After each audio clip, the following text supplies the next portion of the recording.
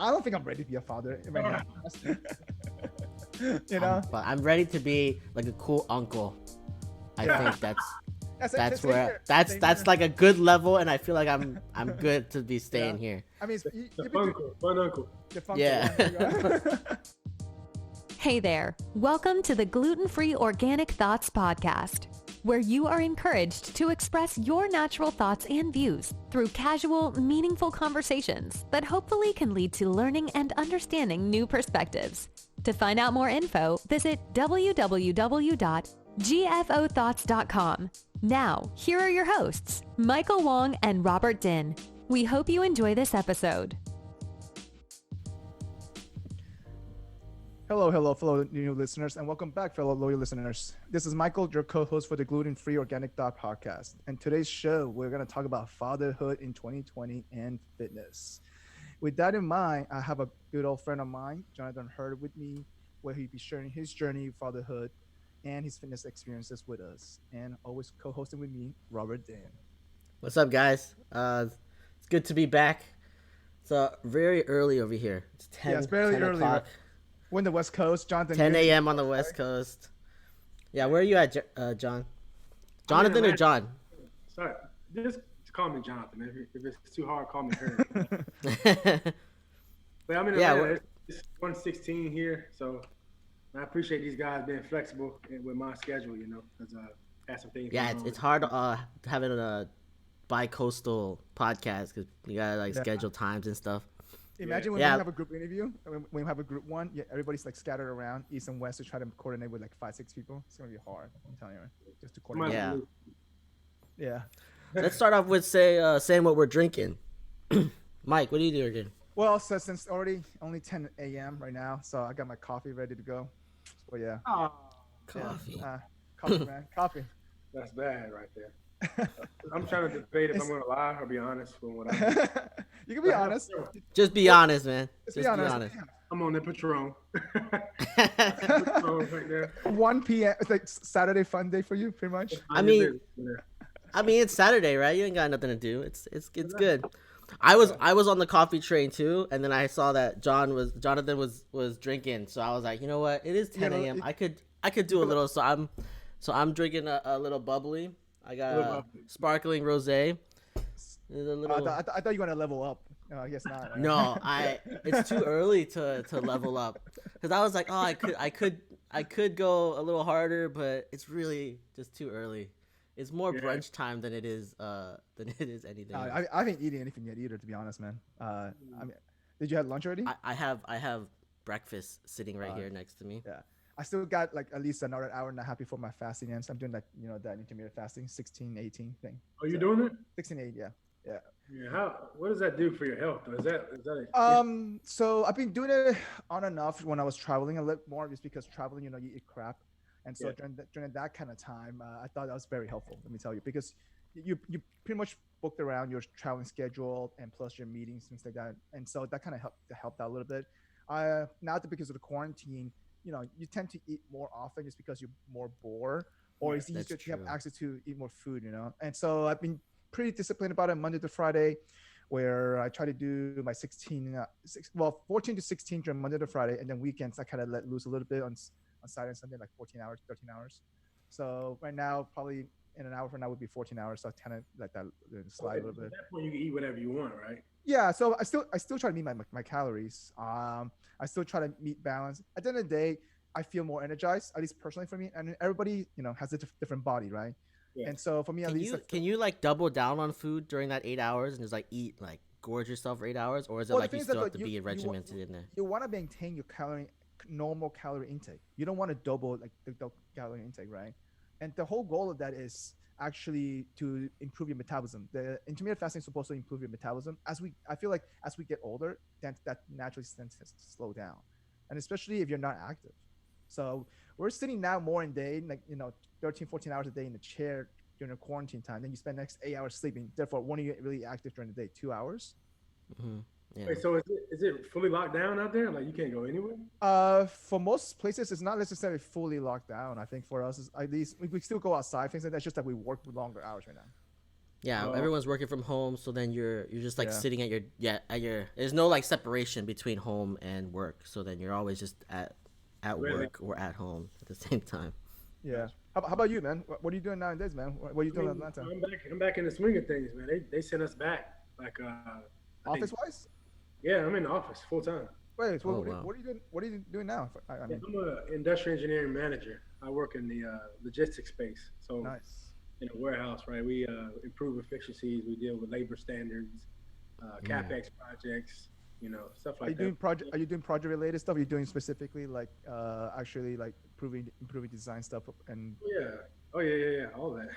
DMAIC, you guys know about that. DMAIC and well, for our audiences, some of the audiences may not be aware a little bit. Yeah, about yeah, that. yeah. Can you tell a little bit more about that? Yeah. analyze, improve, control. So Gotcha. just lean methodologies that we try to reduce waste, right? Or muda, if you will, called waste in Japanese. I think I'm pretty sure that's it. Yeah. But yeah, so I'm that guy that does that. I have a couple on my team, a few on my team that we work. So it's like almost like a Six Sigma certified. Are you like? Is that what it is? I'm certified with Six Sigma, but it's more so like CI, like CI role, Gotcha. labor standards, just traditional industrial engineering stuff. Man, especially nowadays, man, and supply chain stuff related. It's just right now it has to be more I efficient know. than ever. Our supply chain is really crazy right now. I mean, Amazon's making it a lot of pressure in the industry, Oh yeah, because they're trying to push the edge in a sense that with technology, and so And speed to customer. So that's true. Speed the customer, yeah. Because we're now in, you can literally order something at 8 in the morning and it's there. Sometimes by the time you get home from work, depending on the same day delivery. yeah. Like, There's 2 hour shipping. There's like 2 hour delivery here in San Francisco. Like you'll get it like quick. It's quick. Instant gratification, man, right? It's playing more a toll nowadays. Instant gratification. I want my stuff now, I know, but it's putting a huge strain on the humans that are making it happen. That's true. Yeah. So how do you keep up? Like, I mean, just wondering, like, what are some things that you, I guess, seen in industry? Like, how do people keep up with that kind of labor standard, like you said before? Like, I'm just wondering, like, what are some things that you've seen? Like, I mean, a lot of times, I don't know if you noticed, I think it's a testament to the I want it right now, but a lot of times people don't really shop around anymore, right? I'm sure you guys, person? You mean in person? consumers. Consumers. Okay. I'm sure just based on the fact that you have a trust situation or a vibe with Amazon, you don't go to Walmart.com and validate. Oh, you mean like environment comparison? Yeah, I totally agree with that. I have also been done that because like if Amazon has it and if Prime has it specifically, I don't care so like how much. it doesn't matter. It might be a little more. I'll pay for it and I'll get it in 2 days. Right? It's just especially if they have like partnership with certain things. Like for example, I have an Amex that gives me Amazon points. I use it for Amazon points, and then if they have a partnership like that, why not use it? You know what I mean? In a sense, like if they locked you in, and they also if you already had the Prime membership already, you might as well take advantage of that for that 2-day, 3-day shipping. So You're right. Back to your point though, that incremental difference, I think they throw it. They have that to account for the additional labor that's required. Gotcha. So I can staff 3 people instead of 2, like a Walmart, because I know that Wong and Robert's gonna buy it. That's true. But that makes a lot of sense though. So how does that affect you in terms of you when you purchase stuff yourself? Like I'm just wondering, have you noticed that yourself? Yeah, I'm like, I don't care if it's $3 more. I know, especially because life happens, right? Life gets in the way sometimes, and you got a little reminder on your phone 2 days before your mom's birthday. You're like, oh, it's her birthday. That's true. Yeah. That's true. Yeah. And you can't see them anymore nowadays, right? Especially like your parents. But yeah, by the way, so how's that COVID affecting you? Seeing your parents? Well, my mom's and my parents are in North Carolina, so I see them sparingly, anyways. Yeah. So it hasn't really been a difference, right? And my parents aren't that old, in my opinion. My dad's 50. You're that young, man. I saw pictures of you two together. Let me tell you, dude, like almost if you didn't tell anybody, he's like your older brother in a sense. Yeah, really? All the time. Dang. I tell you what. Can I jump into this story? Go ahead. Wait, hang on. No, not yet. Yeah, okay. Whoa, what story is going on? All right. No. We'll move on. Yeah. So, but I mean, like, in terms of the COVID situation, right? I feel like, at least from my when I saw my parents, I had to quarantine myself in Orlando for like 3 weeks, and then I drove down because I flew from LA to Orlando. And then just because at that time you didn't know any better, right? You don't know anything what's going on with the virus situation. And so I didn't want to risk it. My parents are a little bit older. They're around 61, 62. And so again, I didn't want to risk it. So I quarantined myself. I wasn't sure, like, did you guys had to do that? Were you guys really paranoid about that, family members and stuff? Oh yeah. I mean, I don't know. The anxiety is something I have an opportunity with. So Yeah. adding a whole nother complexity to it. Just your mind starts to think. You go What crazy. if, right? Yeah. What if, or Yeah. is it in the air? Can I go running outside? Like there was just so much. In the beginning, like there was so much unknown. Oh yeah, like and then they were saying, hey, you don't need to wear the mask, and they were saying you do need to wear the mask. Oh yeah, that misdirection, dude, that confuses people in general. It confuses so much. I was watching COVID when it was in China still, and then I'm like, because I'm in San Francisco, so I'm like, oh, there's a lot of people traveling from China over here. Yeah, so I mean LA too. I got the same thing. I'm like, I gotta be very careful over here because it seems like there's so much like connection between San Francisco and China. My parents were in Hong Kong end of February, and they were about to shut down the flights back in. I'm like, no, I'm gonna reroute you guys back in. You guys are not gonna stay there for the next 3 months vacation. I don't care because they had a whole 6 months vacation plan in China. That's why. And and so I flew them back. I was like, you know what? No, you guys come back to LA first flight, whatever it is. I don't care because once they start banning flights, it's gonna be very hard for you to come back. Right. Yeah, that's true. And there's literally people probably still stuck over there now. Honestly. Yeah, correct. Now, literally, and then 10 days later, they shut down the flights coming back. A lot of just Delta, American Airlines, any of those, the American canceled. I was like, holy crap! I'm glad I brought them back in. So, yeah. I have a friend in Vietnam right now where she just can't get a flight back. She just can't. Really? Yeah. There's no direct flight back. I thought There's no direct flights back. She's got to move. She's got to go somewhere else to go there if she does anything. So you got to go to like another country, then the flight back. Like for example, like South Korea probably first. Yeah, probably. South Korea is open right now, so or Japan. I don't know if you guys have seen that map. It's like the countries that allow U.S. citizens to visit. Oh yeah. Yeah. Croatia. Ocean, but yeah. So anyway, so now, so how's your kid now, John? I haven't seen your. I mean, I saw pictures of him on Facebook, but here and there, I still haven't met him. No, man. Wait, you didn't meet him? I haven't met him yet. Wow. I felt like he was at the gym that day. We met one of your buddies. Oh no, when he was younger. I mean, I haven't seen him like later. Like how he's big now. He looks bigger. He's growing, man. Like I may not see him for a couple of days, and the next thing I'll see him, I feel like he's growing another inch. And you can see in the clothes. I'm like, I just bought this short suit. Why is it hot waters now? That's good though. Growing fast is good. You get to the NBA quicker. That's how it works. I like that equation. So now with the COVID situation, is that you think has brought you more time with your kid than ever? Yeah, I mean, yeah. So when I was, in quarantine, I'm completely dedicated to, being a dad too. So it was a whole nother complexity. You guys work from home and having to do Zoom calls and all that stuff, and trying to be engaged, and you hear these like noises in the background. Just hear noises. That's really has to be hard because like just being by myself and doing all the work stuff, it just seems like overwhelming, and just having like a kid also like that seems like it would add a lot more pressure to like. Oh yeah, he's coming every 30 minutes. Hey, Daddy, can you turn this show on for me? Can we go run outside and play soccer? Wait. So has your kid ever interrupted you in the middle of a meeting? Oh yeah, for sure. Like, nice. And I saw something on LinkedIn too, because naturally you're like, it's an embarrassing feeling. Oh, I'm supposed to be in a professional setting. Of course. I'm sorry.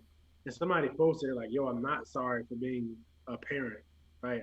During certain times, I'm not sorry for my son or daughter needing food because that's what." Well, I think companies nowadays, especially working remotely, they're more understanding now, especially if they know you're working from home. I feel like I don't know from where I'm at. Whenever there's a kid like jumps in, like I don't ever see anybody that's like frowns on it. Everyone's just like, oh, it's funny, like their kid just jumped in on the call. Correct. Yeah. Well, see, so it takes me back to my younger days, and in leadership. Right, I was a production supervisor over a line of 75 people. And I was new in leadership and immature in my growth, and I didn't have children at that time. So we actually had a scheduled safety meeting once a month. I said, hey, I want you guys to plan around this scheduled safety meeting, and be there, right? Figure out what you need to figure out, but be there. I'm gonna give you a whole month in advance, same day, every. And there was this young lady. Her name was Rose Greco, and she was one of the like technicians there. She was a single mother, and she was the only person that could pick her child up from daycare. Oh wow. She says, Jonathan, I'm not going to be able to make the safety meeting. I'm like, okay, well, I'm giving you attendance points. I don't really care. Like, I was insensitive, right? Yeah. I have children at that point, and my manager pulled me aside. He said, Jonathan, why are you giving her attendance points? I said, well, that's the rules. I don't want to sway from the rules. It's hard to manage when you do that, right? Yeah. If she can't make it, then he can't make it. I got to give both of them points. Yeah. Randy Parrish was his name. He said, Jonathan, just let her slide. Just do the safety meeting one-on-one tomorrow. I got mad. I'm like, yo, you make an exception. Like, no, I can't. I'm like, no, you're making it hard for me. And then I say all that to say, as I become a parent, those come up, right? You're like, yo, man, my son had a gash in his head because he hit his head underneath the steps, and I had to go to daycare. So I actually looked for that young lady because I gave her a hard time when she didn't deserve it. And I couldn't find her on Facebook. I really couldn't. So if I ever find her, if she's listening, Rose Greco, I'm sorry. Yeah. I mean, now you understand that situation. I feel like you can relate it to more too, probably. And obviously, sometimes when you think about stuff like that, I mean, in the work environment, you don't put yourself in other people's shoes. So it's kind of hard when you don't have that experience or that awareness, to be honest. Yeah, it's hard when you don't have that you don't have the understanding, or you don't even know what they're going through. Like, it's hard to be in their shoes when you don't never been there before. Yeah, my thought process was like, yo, I didn't tell you to have a kid. Like, it's That's true, though. You did that. Yeah. Children are beautiful, right? That's a part of a lot of people's lives. And I'm glad that I can reflect back and say that I was immature in that phase of my life. That's true. Most people don't do that, man. I'm glad you're able to recognize that part of it. That's how growth happens. Yeah, it's part of growth. Yeah. And so now, do you do like a lot of background, like not your house during your Zoom calls? You put a fake background? Like, no, I don't do that. when I have my calls, I put different backgrounds, and people make fun of me because I have different funny backgrounds. I have like a giant Pikachu in the background, or have like a giant, like the office setting from the Office the show, or I put, or like space, or like random background stuff like that. My favorite one is when I was working at my last job was I had the garage of Iron Man where he has all his suits in the background, and I would put that behind me. That would be my background. That was my favorite one that I always had on. Because that looked realistic though. I seen that. It did. That resolution image was ridiculous. Let me tell you. Yeah, it was really good. And then I got the Tony Stark glasses, and so I would wear those while I was I was like, yeah, I'm just hanging out with Tony. Yeah. He's like, I'm just showing him how to do some stuff because he can't figure it out. So in one of my status call, since I'm running the status call, so Snapchat came out with something called Snap Camera. You could change your personality, your face. So I changed it into like a Florida Gator guy, and so I showed up as a Florida Gator talking, and it's like moving the mouse. So yeah, you can do anything you like. Literally now with the Zoom calls, there's the technology behind it that you can make it as creative as you want. So with client meetings, I feel like it became really dull, right? So I started doing kind of stuff like that, just to keep them engaged. And we got some positive feedback for that, actually. It's actually thinking outside the box, right? So what else can you keep your client engaged besides having, because at the end of the day, when they have those status calls online, they're doing multiple things. You can see them typing. You can see them, you know what I mean? Like, you got to figure out a way how to keep them engaged. Yeah. Well, that's a good point, Mike, because, honestly, I hate conference calls, right? And typically the long ones, right? Because you have to complete. And essentially, if I'm on a conference call, I'm dedicated. I'm supposed to be dedicated to that time, so that extends my day. But I still got to get everything else done. Correct. So what it prompts is, like you said, that multitasking. Yeah. With the lack of engagement. Yeah. So I used to just wait for my name to be called, and and then be like, well, I didn't. Can you just repeat the last sentence you said?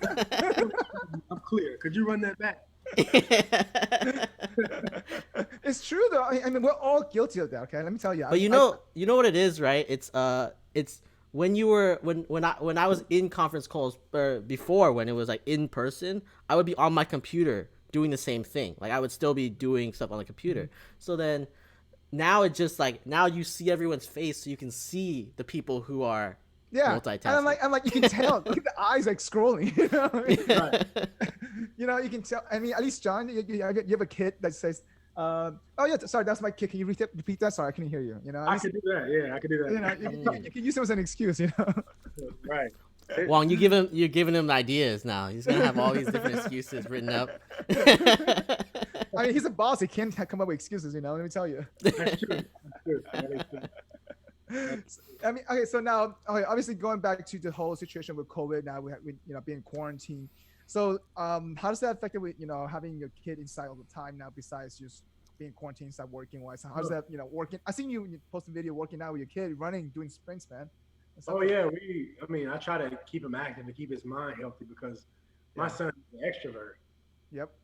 So you know, you guys know what that means. He feeds off of other people's energy. Like father, like son. Yeah. Well, I'm a little bit of both. I'm okay with being by myself, honestly. Sometimes. Yeah, that's true. You are okay being by yourself. So for those who don't know, Jonathan and I, we met back at Disney, interning together. So I was looking for roommates, and Jonathan was one of the people to reply. And so stomach. You gotta describe the whole situation. Let me just stop. Go ahead. All right, I want to see the real story. I hear Wong stories all the time. I want to hear the real story. I try to keep it concise, okay? No, we gotta give the details because this will. Go ahead, Jonathan. Give the detail. Please give the detail. So Disney, they have obviously HR and representatives there. Like, oh my God. Hopefully, no one with this listens to this. I know, right? So they sent a welcome email blast out to everybody. Hey guys, we got 22 days left. Blah blah blah. The housing situation is this. This is the amount that's going to be deducted from your check. We'll pick roommates at random. Just reply back that you'd be interested, etc. Yeah. I don't know if I want to do like prison style roommate. Two at people. At apartments, right? As a Disney retreat thing. Yeah. Mm-hmm. And I started doing the math. I'm like, yo, that's a lot of money that's coming out of my check. Yep. I was busy working. I was working at the water park, etc. Next thing you know, a few You're days paying later, like Disney prices for like a dorm. Well, yeah. Well, you have two people per apartment, per room in apartment. It's a 2-bedroom apartment. You have 2 people per room, right? That's what it was. there's no privacy. There was no privacy in a sense. Yeah. So next thing you know, I get an email from a Michael Wong. I'm like, oh, what is this? Let me click on this. And what Mike had done, he had spammed the to list. Except the recruiters, because apparently they did not BCC them, by the way. Oh, wow. So I let me know Mike was in tune with like business savvy and how to use resources. So he sent us an email, and then I think Chia responded back, James Chia, other roommate. Yeah. I responded back, and I was like, yo, I don't know this guy, but he's got to be solid if he's willing to send me email, and I know he's in the same bunch as I. So he's like, hey, send me the money, and I'll make sure everything's good. He was in Florida at the time. Yep. Mm-hmm. Then I was in North Carolina, so I'm like, okay, I'll trust that it'll go well. I sent him the money, but long story short, it all worked out. But he used his resources to. Dude, we had a nice townhouse, bro. Let me tell you. Tell him about the townhouse. Tell him about the townhouse. Let me tell you. It's a vacation resort. Yep. Was it 3 bedrooms? 3 bedrooms, jacuzzi tub. Jacuzzi tub open up to the lake. Yeah, open to the lake. Yep. Wait, was this in Kissimmee? Yeah, this was in Kissimmee. Yeah. Wow. What was it 450 a month, 150 a month, something like that? Not like even 470, and then remember that time we made the other guy was named David. The whole apartment was 470 a month. No, per person. Per person. Okay. Yeah. The other guy because he had the bigger room.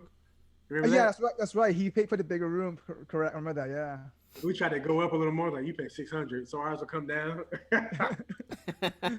But ultimately though, everybody got their own private space. We had their own bathroom. That's how it was, right? And not only that, we got more space out of that too, as well. And we can cook. And we can cook. We had like a full on kitchen as well. And don't get me wrong, it would have been a good side if we lived in the apartment with other people because we meet more co-workers. That's the only downside about that. I'll give you that. Right? Yeah. The networking. But you guys still you guys all work together, right? Like you guys are all interns at the same time, so you would like meet them anyways. We were working different departments. That's the thing. Well, no, so it was different, right? So that email was a blast. There was 2 different groups. There was a college prep group and there was a professional intern group. I did that everybody. Yeah. So he and I were on the PI group. Yeah. which is a little more prestigious. You got paid a little more. It's more in tune with your. It's different roles too, though. Yeah, Mhm. like we were making, I don't know, almost 20 I an hour. mean, for every engineer, it's different though because we're making more money per hour. While those people in college program, they make a little bit less. Is yeah, but that was in the footstep to get to the professional internship, right? Most people do 3 to 6 months of college program, and then they apply for the professional internship. And well, for Jonathan and I, we got lucky, and we got into the professional internship right away. So that's a little bit different. But anyway, yeah. So going back to, I mean, like we got lucky with a nice townhouse. Let me tell you, and That's nice. yeah, it was definitely worked out really nice to our favorite because it was less price for bigger space, more private space. Even though we did have to drive at that time. Yeah, it was amazing. I thought it was a great time, to be honest. So, Each of us had brought our families in and got a chance to experience Disney. Yeah, that was awesome, man. I'm glad. Times were simpler. Let me tell you that back then, though. So, so by the way, Robert, Jonathan knows Sammy too. Okay, all right. Yeah, so Sammy and Robert went to college together. I mean, went to high school together. Yeah, actually, we went to high school together, and then we were roommates in college. Like it was like, and I've known Sammy for a long time. So Sammy's that guy, man. Sammy's that guy. So all right, so going back to obviously in terms of like handling the kid, being more active with him. In a sense, like, how do you think you've done in terms of like, how do you communicate with all the craziness that's going on with the kid? I'm just wondering, like, because I'm sure he has questions. Oh man, it's been difficult, right? So, with anxiety, right? Philosophy for me to cope with it was routine. Right? So, so whether it be whatever that is, I say, okay, I'm gonna create a routine as simple as it is, even though I know I'm not going anywhere. I'm going to shop. For you and the kid, just routine. Yeah. We're going to shower. We're going to make up our bed as if we're going somewhere. Yep. We're going to change our clothes. That's a key important thing. No, for sure. I feel that too. I every morning I get up, I take a shower, I get ready for work. Like I still have the same routine, just to get to my desk. That's in my living room. Like that's it. Right. We're gonna groom ourselves. Yeah. There we go. That helped us get like a little sound mind. And the mindset, right? Yeah. As things come up, little Jonathan's like, hey, what is he calls it, the virus, with a B. What is the virus? I'll explain this to him. Is it in the sky when the clouds are? How come you said, what does 6 feet mean? What does that mean, Daddy?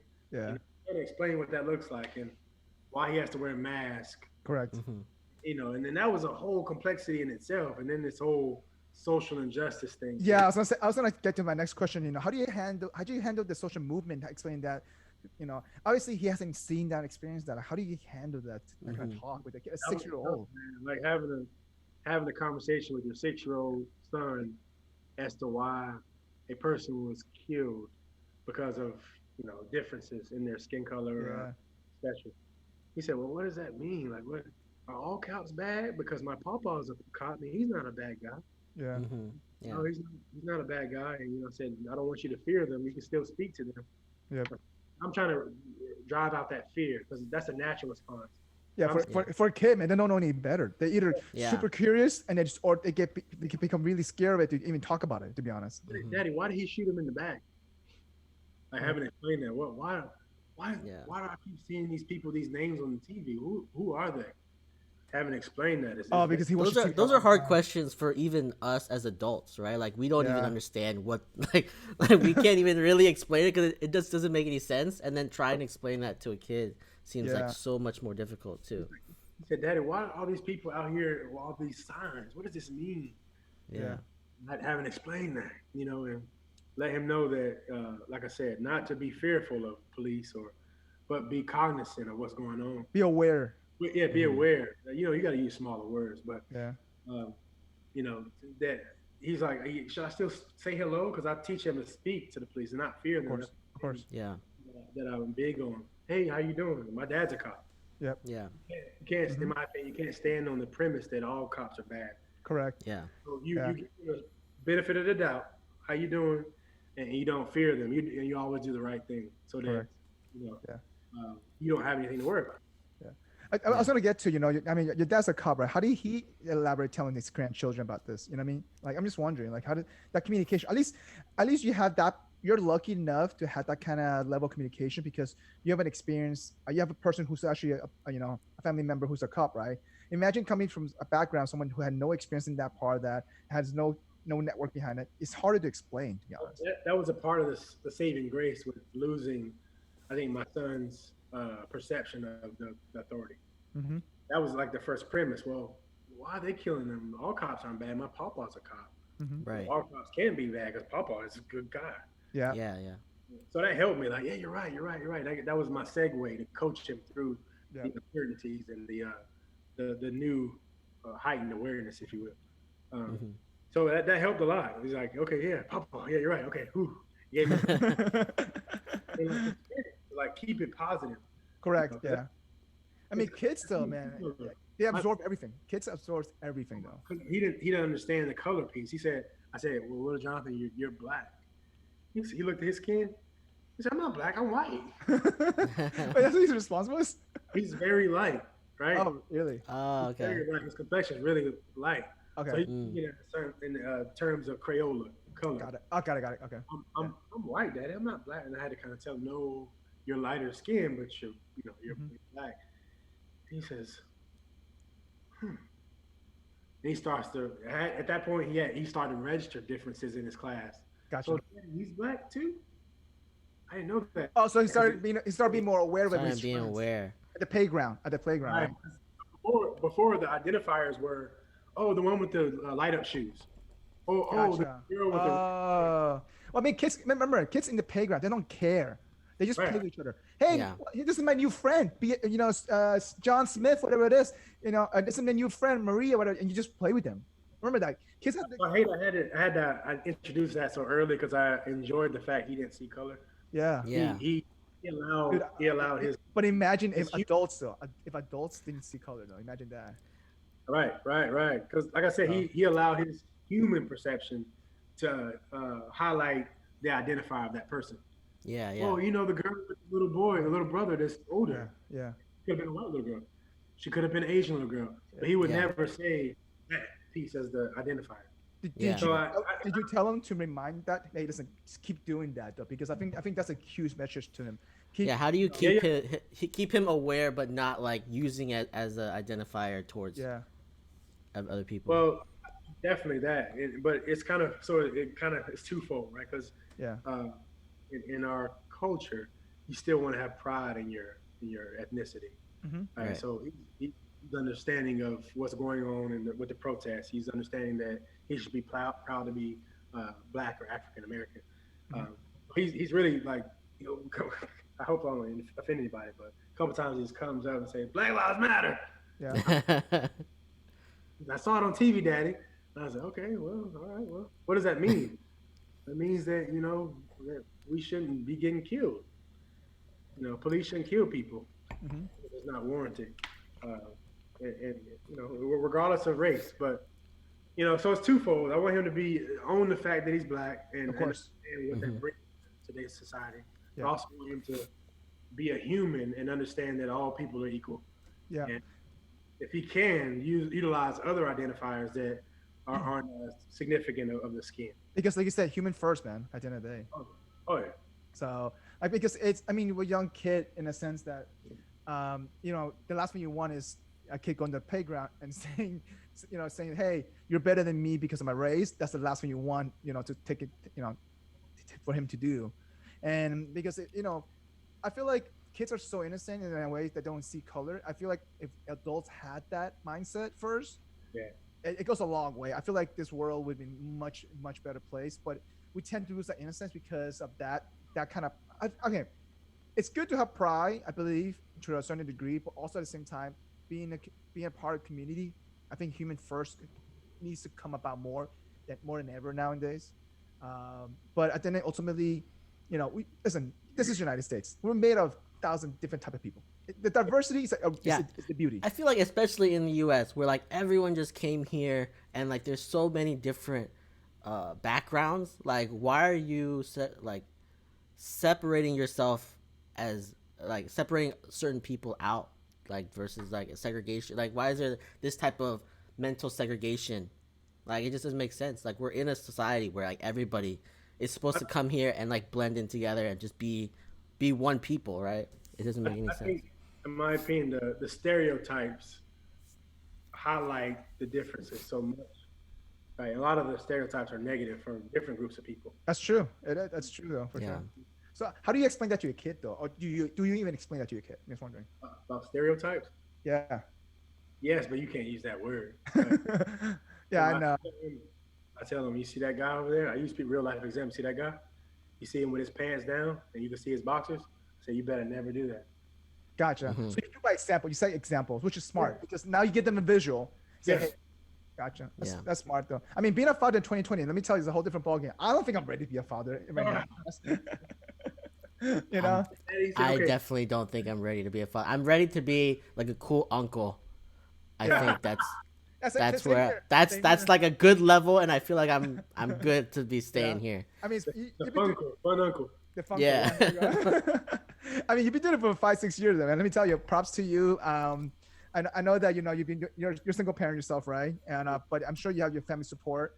I know your dad's heavily involved in your life a lot, so that definitely helps a lot. It's a little different, right? Given the states, right? We're separated by a few states. Okay. But when I'm with my son, I'm dedicated 100%. And a lot of times you miss out on things, but I want to make sure that I have a dedicated time to him that is memorable. The time that I'm giving, I make sure it counts. So is he athletic as you are? Yeah, I think he's actually more. Really? I told you, man, the NBA. I love it. I love watching all the kids grow up, and you're like, you're going to the NBA. So Robert, a little background about Jonathan Hurd. He played D2 basketball, and so dang, there you go. Yeah, there you go. Now his son's gonna level up. No. So now that I'm level setting, I'm like, all right. Does he need a fun uncle? He needs to. He's gonna need. I decided not to play. Yeah, there you go. But I mean, he was okay. Jonathan's good enough to play level 2 basketball. Okay, now his son could level up to level 1 now. So man, no, I'm wrong. I'm gonna send you some videos, man. I'm biased. I'm okay.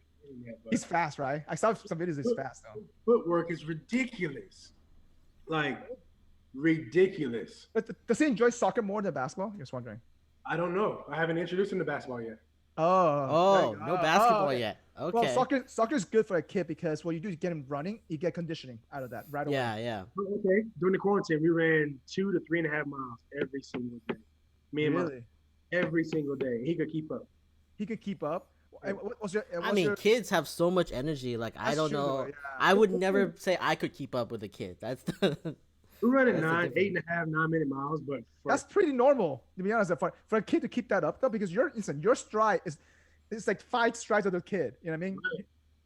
So I wanted to, like I said, that regimen piece back and forth, going back and forth with topics, but that regimen of running, discipline, and keeping your mind healthy was all a part of our routine.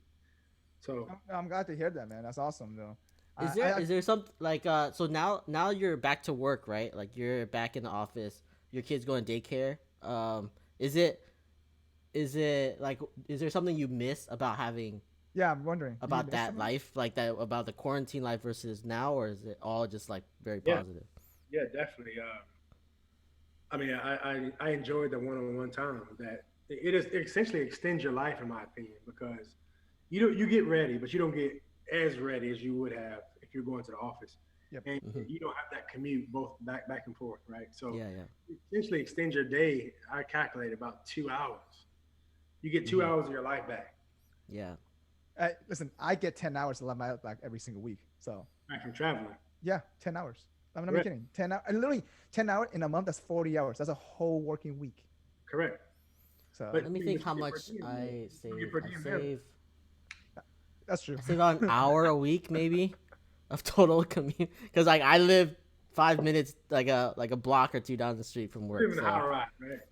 It's like an hour total in the week. Like that's how much. Because he walks to work, it takes him 10 minutes to walk to work. Is why. Yeah. So it's like.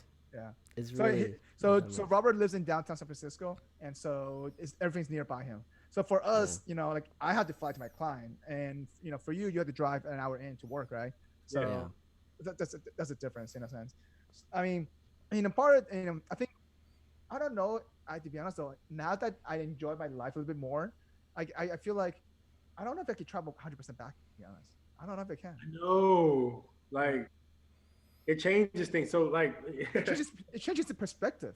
Somebody said a meme is like all the meetings that could have been emails, we know now. Yes. Like, Yeah. this highlights that. That's for sure, though. That's for sure. Why are we in here? Yeah. So, do you miss the extra time you had with your kid while you were in quarantine? Absolutely. Because there's no commute to go pick him up from daycare at school. Mm-hmm. It's like, okay, close, look, finish work. Yeah, done. The day's over with. Now I leave my laptop right here in my little workstation, and I start over the next day. That's true. So now, I mean, being a father, and at this kind of time, have you connected with other fathers, different ages, and how's that network going with other fathers? Just wondering, has that helped you? Yeah, I mean, you mean like during the COVID stuff, or just? Well, it's just in general. I mean, sure, with being COVID, so that was a bit more difficult to meet, other dads, with similar situation. Yeah, I mean, honestly, we try to keep a network that, is virtual. So we try to, in my opinion, I try to uplift the ones that I do know, because it's tough. It's tough being. So you start a Facebook group, just wondering doing that, like especially the mental anxiety thing, and I'm sure a lot of that is facing similar situations you are, man. Mm-hmm. I haven't. It's more so just a DM here and there, or a text message. Hey man, just checking your pulse. You know? I mean, wait, how did you meet? Like you have a group of guys you talk to. How did you meet this group? Well, life brings you what you need. I'm a firm believer of that, right? So you run into, whether it be the gym, whether it be church, whether it be at work, you feel good energy and you want to be around that. I think naturally we all have that innate ability to identify like genuine and a good heart. Have you thought about actually building a network group, like a Facebook group, to do that? I mean, I feel like you'd be good at it, to be honest, especially you could relate it to as well. So, yeah, that's a good feedback. Yeah. So I mean, I feel like at the end of the day, if you have that support group, right? I feel, and especially, I know, John, you're a very Instagram kind of guy. You can promote that on Instagram very easily. Hey, you can reach out to more people, because ultimately, when someone sees that and they kind of see, okay, I might need help. This guy's gone through the same thing as me. I jump into it. Like, same, for example, someone tried to lose weight, right? They want to have a network. I think having that network support is very crucial, because you see how people get still motivated. You still motivate yourself. So having that kind of, support network group, you see people going through the similar problems as you. Maybe not the same exact ones, but at least you can reach out. And then you're all at different stages, so like you could see progress. So that's the thing, right? And I think that we all have an opportunity around that pride piece is very strong. So I post things. I may not get the amount of love that I think that particular post requires or deserves, but if I stop providing that type of content, I'll get feedback. Like, hey, Jonathan, you didn't post your workout. Like, that was what I was going to do today. Yeah. Or, hey, what? Like, why did you not give me a plan for the week that you're doing? Yeah. Because I was following it. Gotcha. So I think if we, as like creators or creatives, don't really rely on the feedback you get initially, and know that the impact is much greater than what you see. That's true. That's definitely true. Yeah, that quantity is not indicative of who you're reaching, right? That's true. There's people that'll forward your stuff. You don't even know unless you have a business account. You don't know. Yeah. You know what's cool though? On Instagram now they have like view insights on every post. Well, and that's only, Robert. That's only because our business account. I switched to business account. That's why. No, my personal account is like that. Really? I don't have. Yeah, my personal every post I put on, it has like a view insights, and it'll be like, oh, this many people looked at it. There are this many people from the homepage. This many people from your hashtag. It's pretty cool how much like your likes number is like, oh, I have like 20 people like this, but then it was like, oh, like 300 people saw it or something, right? On your personal account, I'm looking at it right now. My personal account, does it do that on the personal account though? Mine does. I don't know. Maybe you're not. Maybe you need to get Instagram verified or whatever. Actually, you're right. Though. It does do that for personal account now. Yeah, see. No, so before they didn't do that. Before it was. Yeah. This is a very new thing. It's within the last month. It's very new. Oh, okay. And then you could tell like that I look at the back piece as an indicator that somebody enjoyed the content. Like if they're willing to watch it one time, then go back. And go back. Yeah. That's true. They want a second look. Yeah, they want a second look. I think having that kind of value in a content, it goes a longer way. But at the same time, though, I do emphasize having, building the audience does help in terms of like kind of get that feedback, right? So like, I know, especially for you, Jonathan, I feel like you're very, extrovert type of person. You building that network and providing that value will be easy for you to do. I just, it's just in general, like, so like, has that, I guess, overall, segue into that, obviously you have your fitness journey that I want to touch base on, well, before we get to that point, like, I feel like has the quarantine kind of limited you from that networking, or just that's still consistent? You said limited me? Yeah, limited you. Yeah. From networking. Actually, no. I thought it would, right? Yeah. And honestly, if I'm being honest, I took some time off, right? I need to focus on my mental state. I need to focus on myself selfishly, on mental health and my own personal physicality, everything, just like everything wanted to improve. So Patron Saturday helps a little bit, right? That's what it is. Patron Saturdays, that's the number one goal. Patron That's Saturdays. Yeah, so is it Whiskey Sundays? Is that what it is? Whatever. So long as it's fun, we're good. I took some time off, but as the quarantine, I'm like, I got a lot of free time. And I think you and I touched base, Swang, about creating plans. I was like, nobody can go to the gym. That's true. But, you get creative, but not everybody has that creative mindset.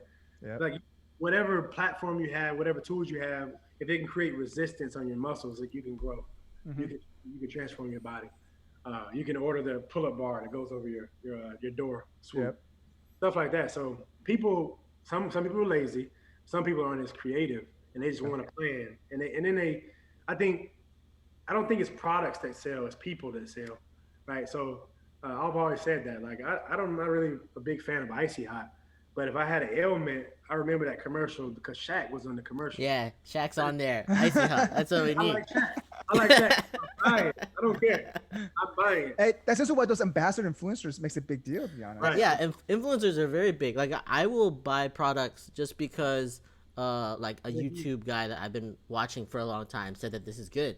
And I won't even look at reviews or any other product because he just said it. And I was like, oh, I trust him. I trust him. I'm gonna buy this product, right? It's a little different from me. I try to not to stay biased for one source. I try to look different sources just because I've been burned by one before like that. So for me, I'm more conscious and more aware to actually look different places.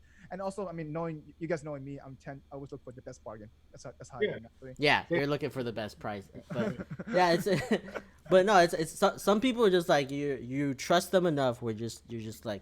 I trust it, especially like guys like I watch like MKBHD on YouTube, and he does like tech reviews, and every time he does a tech review, I totally agree with everything he says. Like I've tested out products I've done the same thing, and then I'm like, oh yeah, I trust him. So like now he'll say something, I'll be like, all right, it's probably right. Like it's probably right. So then I'll just like go with it. That credibility is there. You build the credibility. Right, you build up credibility.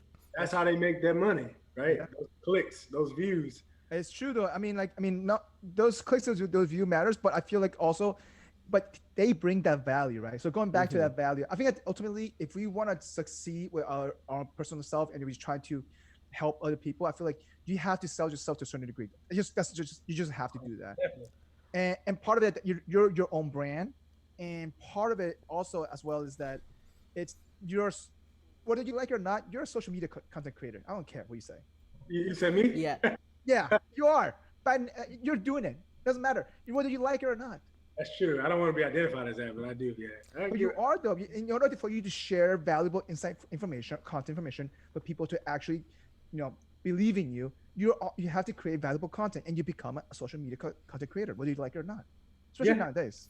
I think the brand thing is interesting. It might be a different topic for a podcast, but even if you're not online building out a brand, I feel like your own personal brand anywhere is like also being built. Like you're always Think about the constantly building LinkedIn. that. Yeah, think about the LinkedIn that you try to update with yourself. Think about LinkedIn. Think about any, like your professional career. Think about your personal career, or like just your personal life, where like you're just meeting people, like those people that you interact with every day. You're building a brand with them too, right? So it's. I mean, same thing for you, Jonathan, right? Let's say that you being a dad. Oh, is he a good dad? Or because people see you or view you in your own little circle, right? I mean, especially I feel like in terms of like that kind of topic is more sensitive just because now you're dealing with a kid, right? And so but it's also holding you accountable and responsible, holding a standard as well. I tell you what, interesting piece. I didn't even realize that I was showing people the way to fatherhood. I didn't know that. Really? I got some feedback because naturally, I think we're all cognizant that there's absent fathers, and not everybody is privy to having that experience with their dad. That's true. Yeah. So, you learn things as men from your dad, right? You learn how to spray the cologne behind your ears or behind your neck, or to put a crease on your sleeve, typically from your dad. Yeah. Missing that piece, you grow up innately desiring to have that. So if you see somebody that's actually doing it, you latch on to them. You go, okay, he knows the way, or it looks like he knows the way. Yeah. I'm following. So I've had several people send me direct messages and like, hey, Jonathan, I want, or still learning. I want you to know that I'm thankful for you displaying the love of your son to us. I enjoy it. I've never seen it that close, and I'm going to do the exact same thing when I have my son. And that was very impactful for me because a lot of times I'm figuring it out too. I'm only have one child. Yeah. It's almost like validation. Like, okay, you're on the right track. You're on the right track. You're impacting people more than just the likes, more than just the views. People are shaping how they're going to raise their children based on what you display. Well, I mean, you're sharing. I mean, so you didn't realize you were sharing your fatherhood experience. I didn't know. It was just my life. Gotcha. Like I'm at the park with my son, and it's heartbreaking. Like, cause there's been women, usually women, when I'm with my son, they say, "Hey, oh, it's good to see you spending time with your son." I'm like, I'm just at the park. It's what I'm supposed to do. Yeah. Like, are you serious? Is this how low the bar is? Well, I mean, guys, to be honest, I feel like we've been portrayed that, we're like, we don't care about kids in a sense. And it's not true though. I feel like there has been a stigma behind that in a sense, right? The father's supposed to be always working, 80 hours a week type of deal, and he's supposed to be the provider in a sense, and don't have time to spend with the kid. That just has been the stigma in the past. Well, I think times are changing, right? Yeah. Cost of living is increasing, which a lot of times, depending on the lifestyle you want to lead, would encourage a 2-income household. Yep.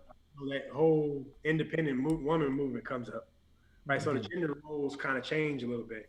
Yep. Like, hey, I can pay 60% of the bills, you pay 40, and the accessibility of the dad is more readily available now because he's a provider, right? So there's pros and cons to a lot of that, but I think it's changed for the better. No, but I think going back to your journey though, that you're sharing your journey of fatherhood, I think you should keep that up, especially like as you build a network of that.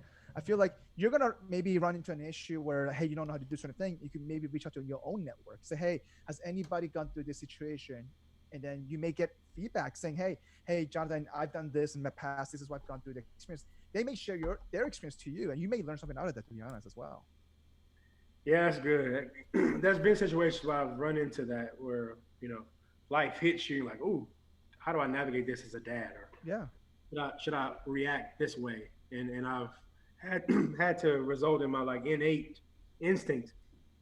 So that's good. Like I'm definitely going to take your feedback with trying to create like a discussion board or something like that on Facebook. Yeah. Because there's, like you said, the reach is ridiculous. You can reach people that you would never be able to touch physically. So yeah, that's definitely good feedback. Yeah. I mean, at the end of the day, ultimately, like you said, you're learning as you're going. I am. Fortunately, I'm not gonna take all the credit. I've had some good influence from my dad, right? Of course, yeah, that role model that definitely helps, though. Oh, yeah. He laid the groundwork. I'm more so just I say, okay, that's the step that I need to take. I just put my foot there, and I've had to make some adjustments. His styles may not be the same here and there. Of course.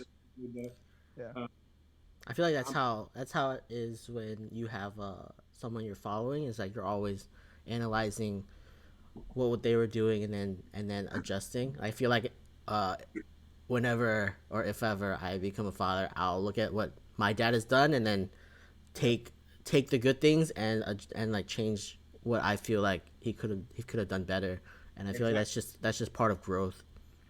See, the beautiful thing about that is that you kind of live vicariously, right, through your dad. You say, Mm-hmm. okay, well, he didn't retire until he's 59, 60, Mm-hmm. but that doesn't necessarily leave a whole lot of life left. Yeah. For people's opinion. You're like, well, I want to do it at 50. I want to get 50, right? And then slowly but surely, your lineage becomes more and more refined, making That's better, true.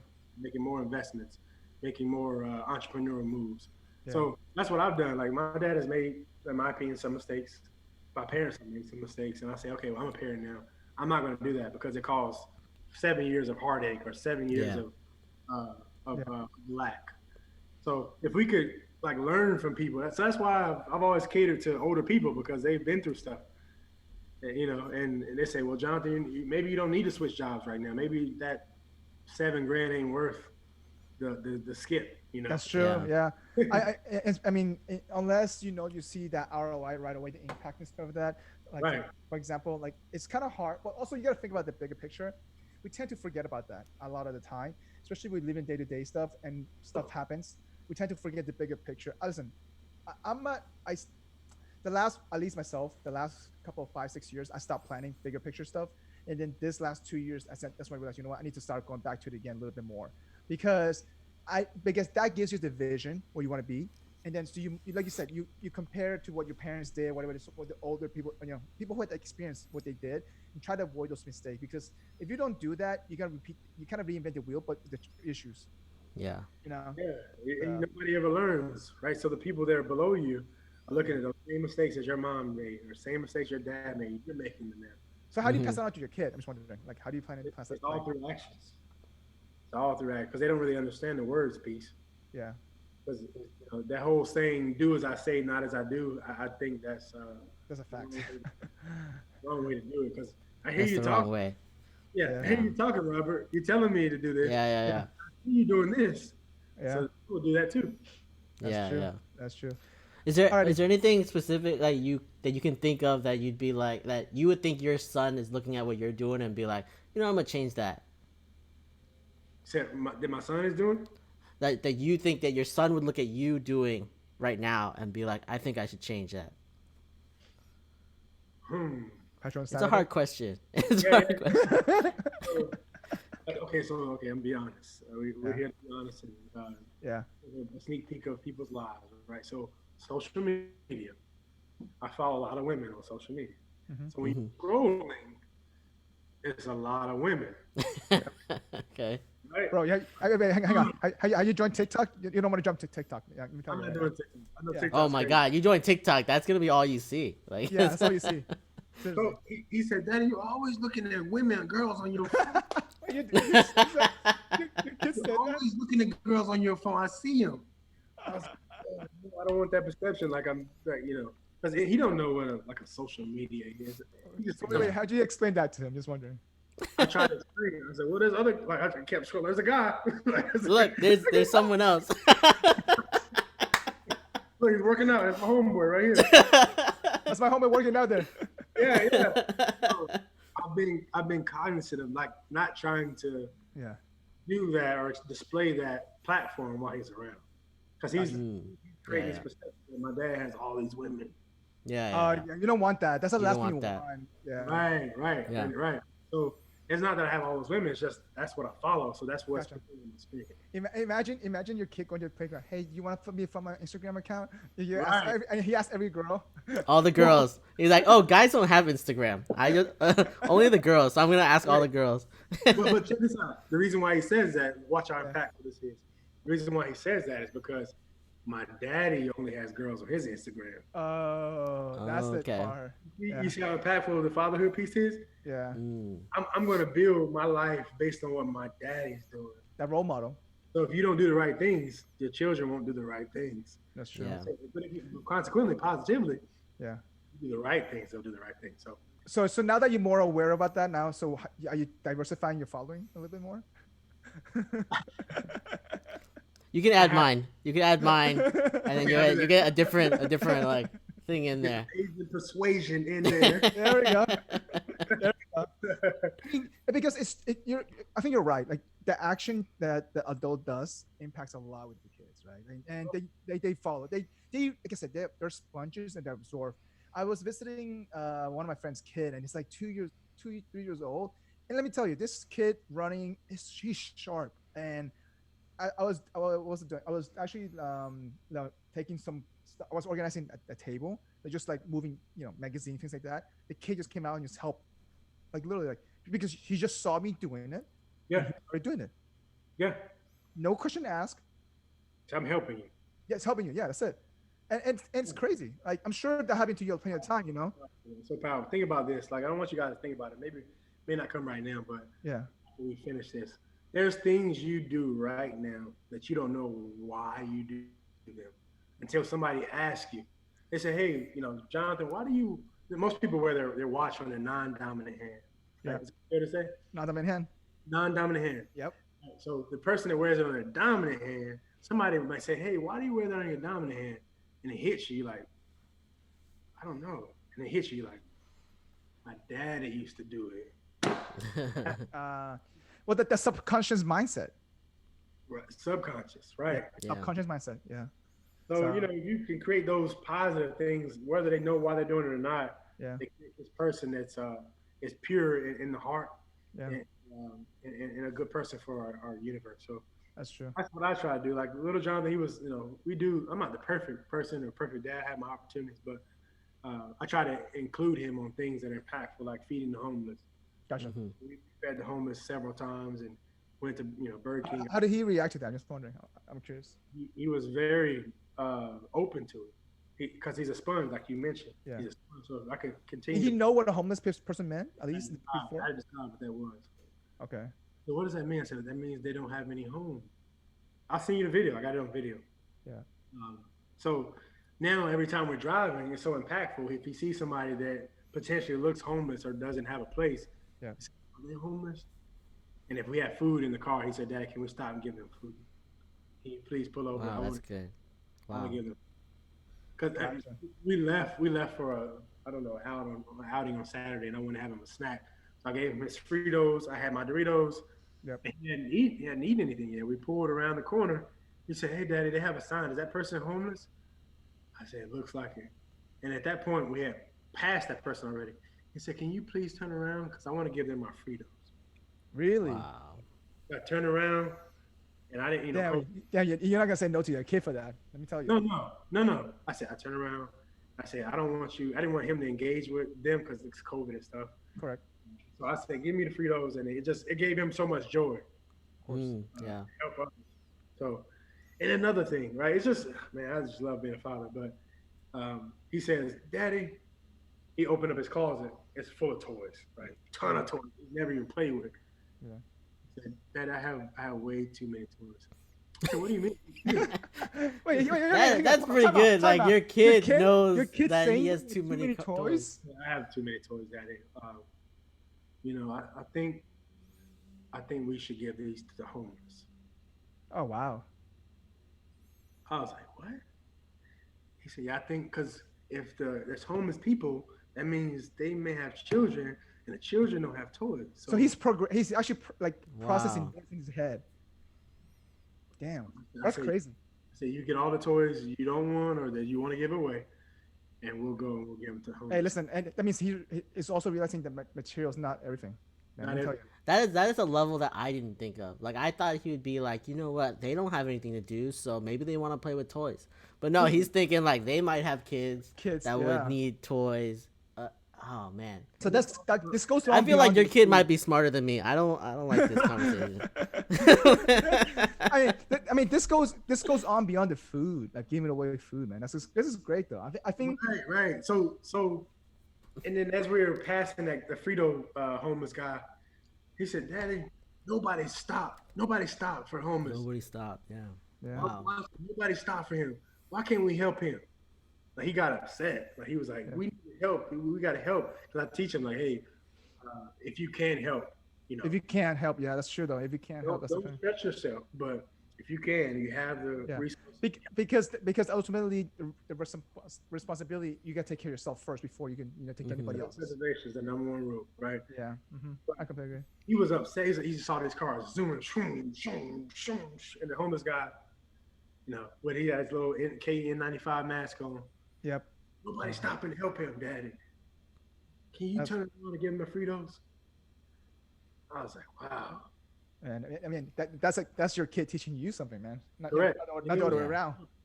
Yeah. He was making to go back to it, right? So I was getting ready for bed. It was like 10 o'clock, and I had unloosened my pants, right? And my pants were sagging. He said, Daddy, you told me never to do that. Pull your pants up. That's amazing. Well, all right. I mean, he makes a good point, and that's yeah. The kid becomes a parent. Okay, there it goes.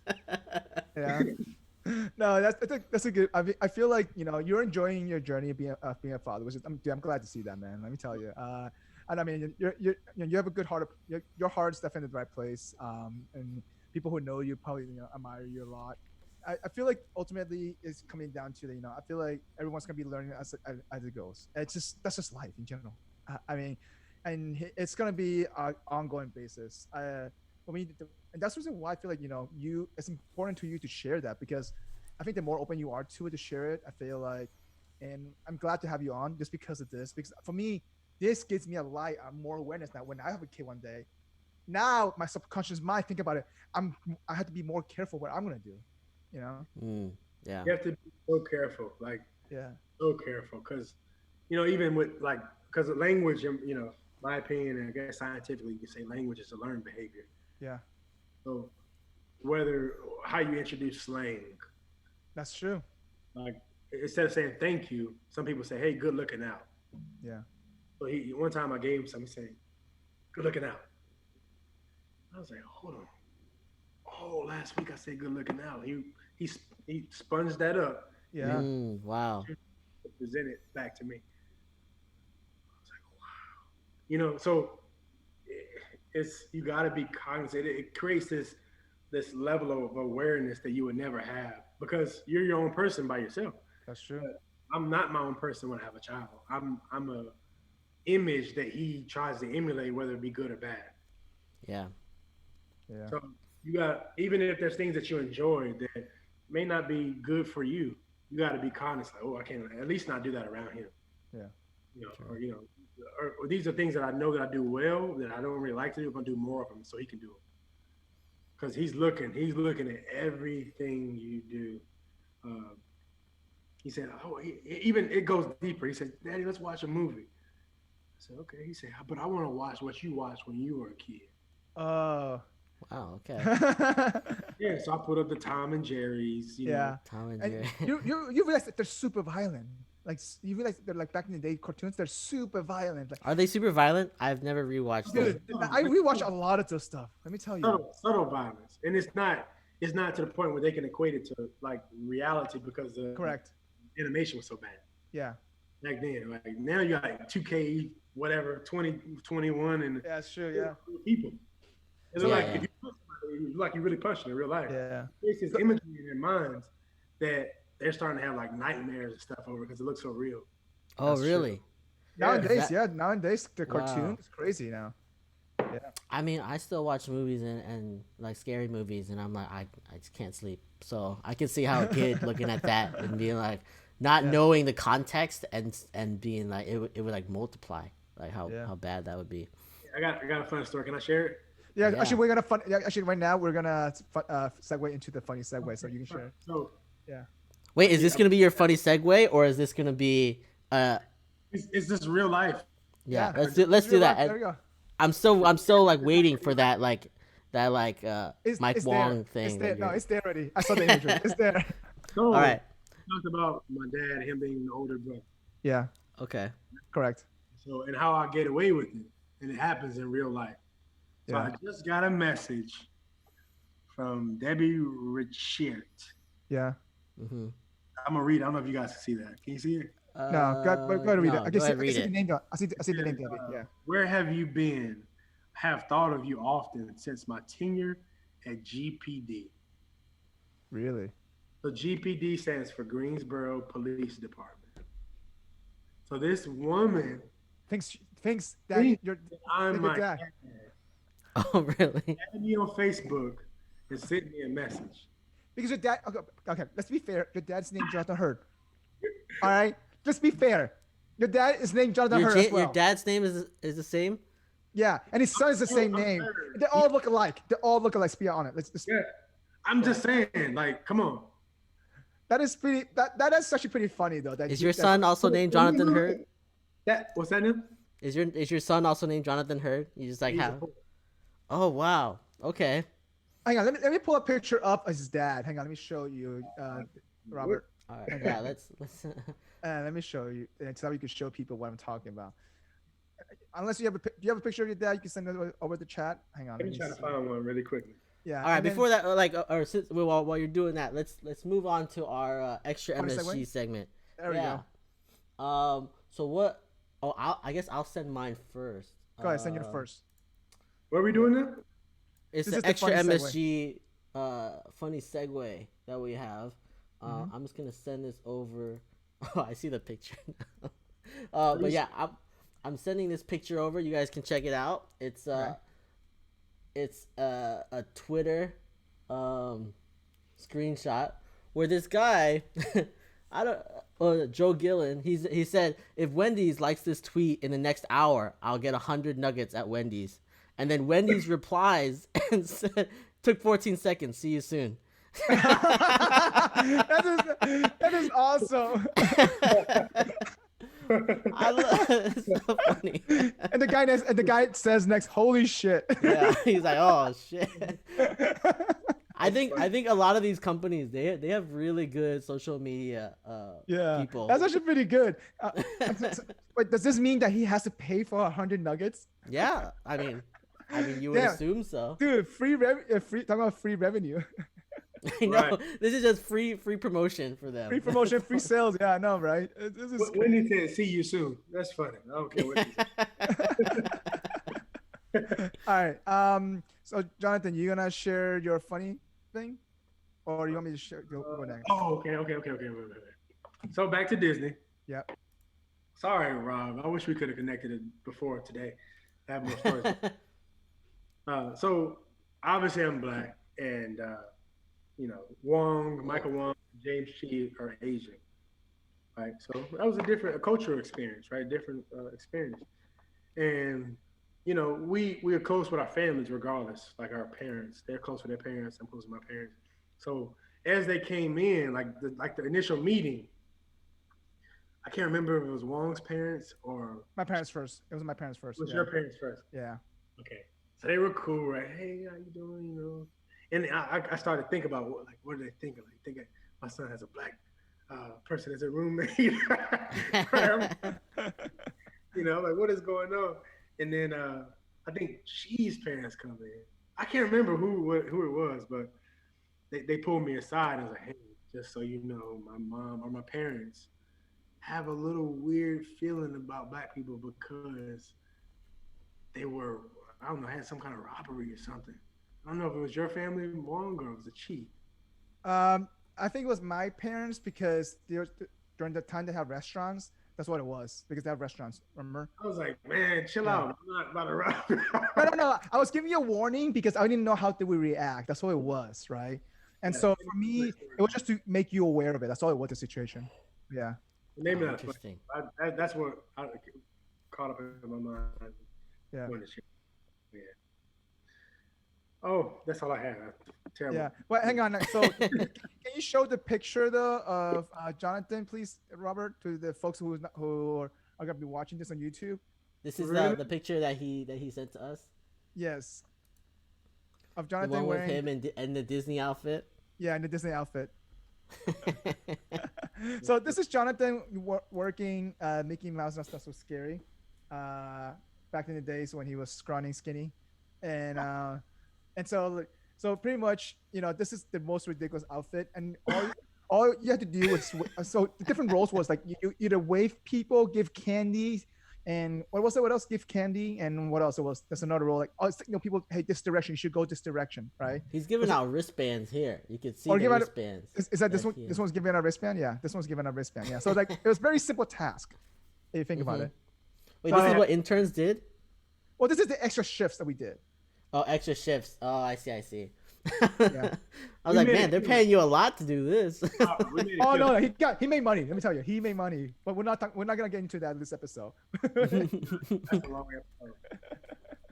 So and let me tell you. So this is another image of Jonathan here, of actually doing extra shifts. How can I see it? Hang on, I'm gonna send you in the chat right now as well. Give me 1 second. Hang on. Man, you gotta be on top of it. This is your show. Yeah, right. I'm sending over this chat right now. Sorry, give me 1 second. I'm trying to find it. There we go. This is another image of Jonathan working the Christmas and his outfit. Hold on, you found a Christmas one? Yeah. I can't. Yep. I just went through. See, check out WhatsApp. Look at that bow tie. Okay. Look at that sexy bow tie. The hat. Hey. No, All right, this is a good picture. I like this There picture. we go. I'm mixing everything. The hot chocolate does it. The hot chocolate. So Look Jonathan's at what he's giving out. got in his hand. So It's hot chocolate for me. I think Jonathan, that role with the knifing, was giving out apple cider or hot chocolate to kids. Exactly. Yeah. Anyway. What are these boxes that are around? So he was moving stuff. He was moving. He probably moving candy stuff with that thing for. Was it Christmas? What were you handing out at Christmas time? Was it candy?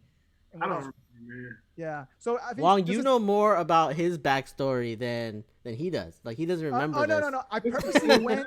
No. I purposely went to Not So Christmas. I knew he was working just to take a picture of him working. Oh, that is right. I do remember that. Yeah. Because I was like, dude, this outfit's ridiculous.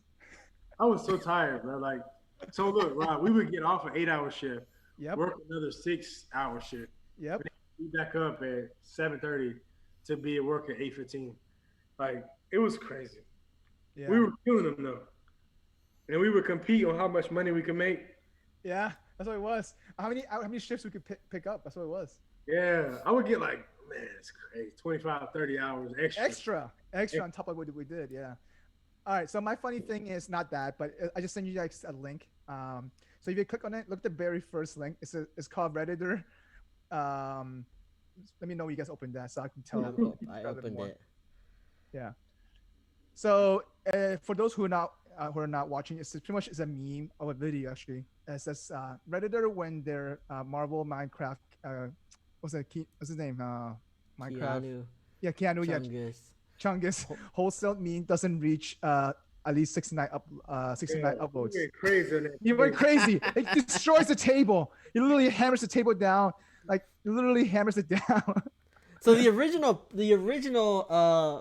video of this, what are they playing a game? Or it could be a puzzle, or it could be something. It's a board game. It looks like a Catan to me, to be honest. Oh, it looks like a thought, but he's so mad. He like slamming down on the table, breaking the table. Yo, check And the then dude flipping in the it. red chair, bro. Check the dude beside the red chair. Look how quickly he gets up. I know. He's over. He's like, all right. He's like, he knew. Like, he's like, oh, I think he probably played the move. He's probably like, yeah, I'm playing the move that's gonna mess this guy up. And then At that point is when I knew I effed up. Look, Hey, bro, listen, Robert. You think you get angry when you go on tilt? Let me tell you, this is beyond angry and tilt. that's crazy. that's what I do in my head, though. That's what I do in my head. I don't do it out loud. I don't. I have like an internal. This is me internally. That's a big dude. Yeah. Alrighty. Oh all right. my So God.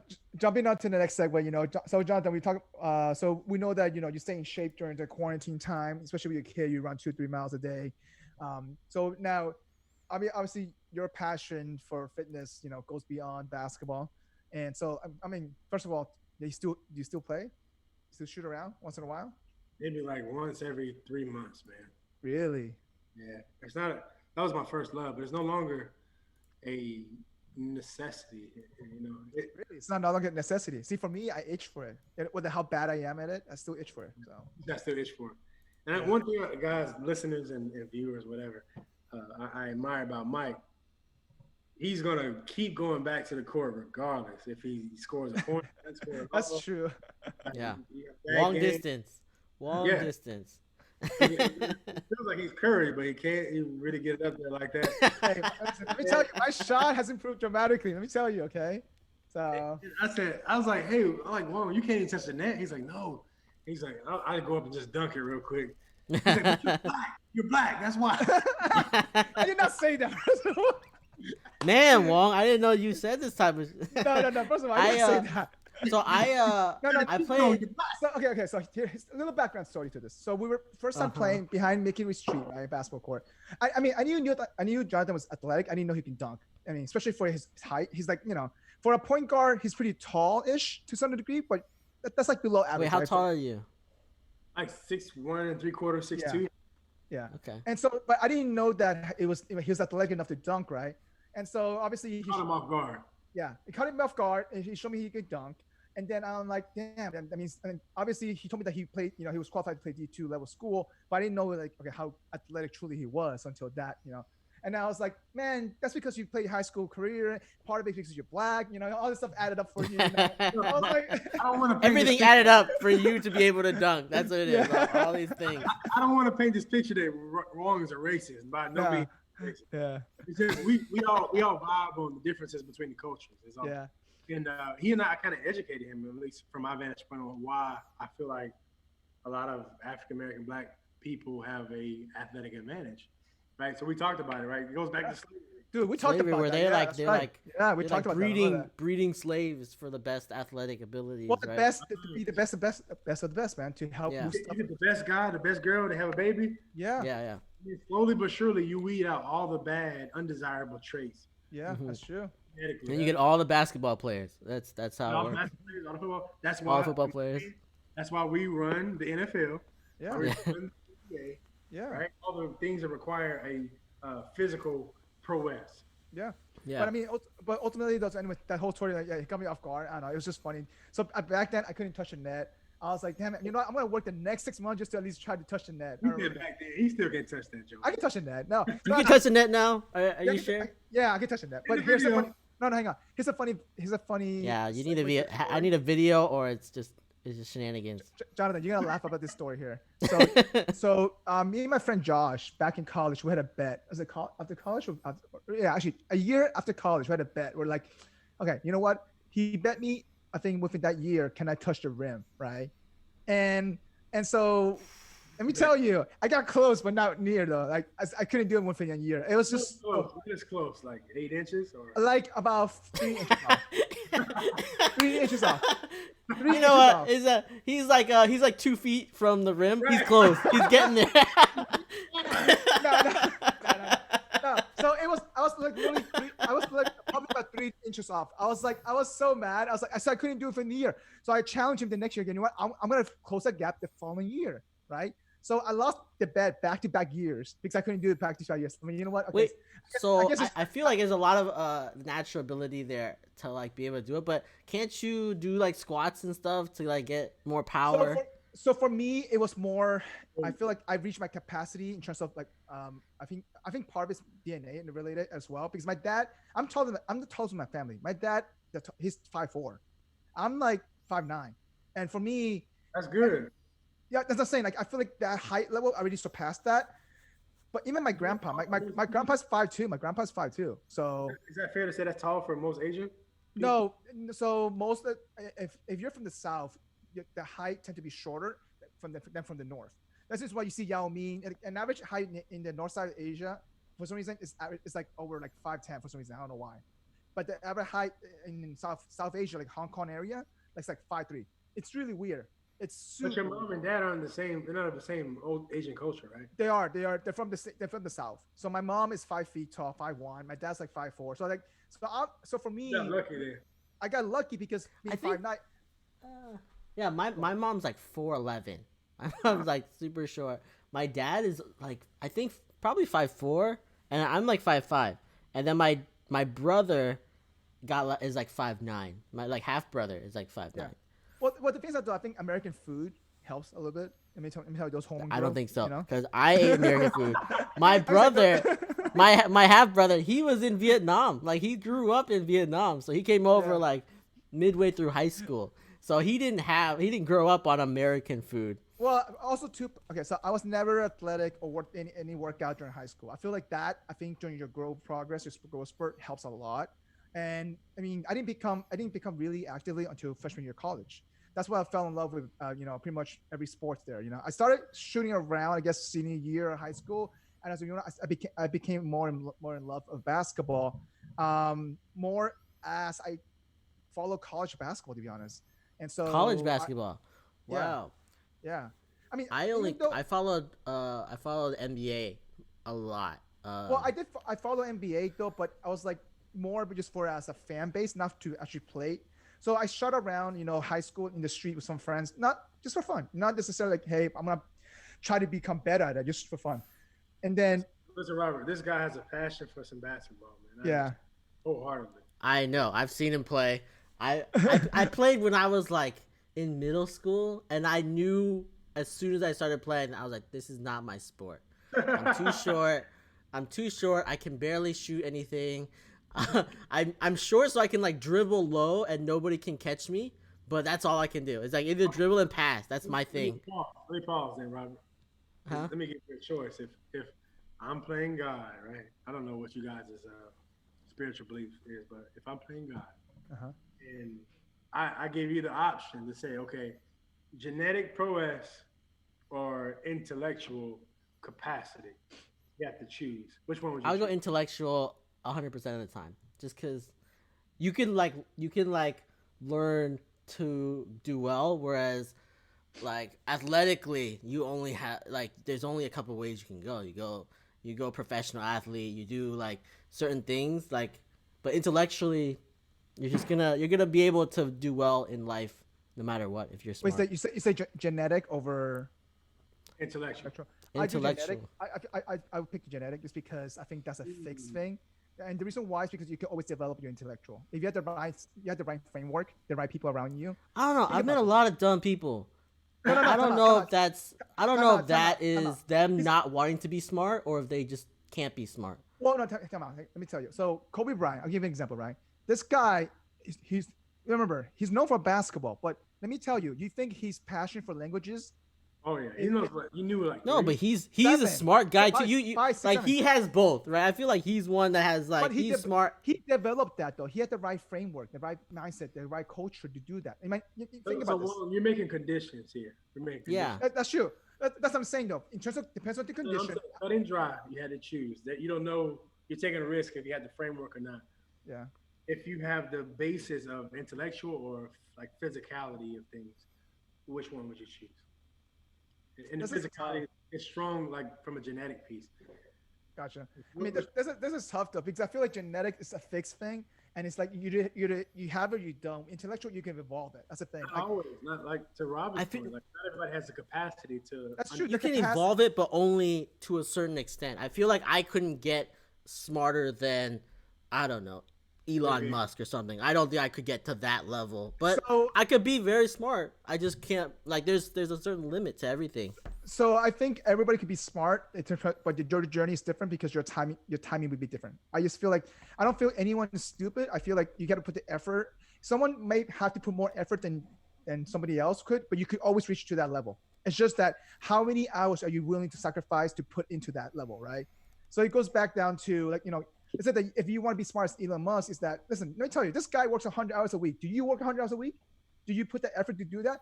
He even said himself, he's not rocket science.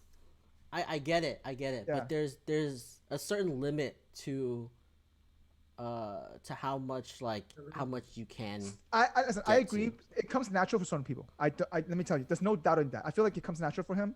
But basically what Wong is saying, he'd take the risk.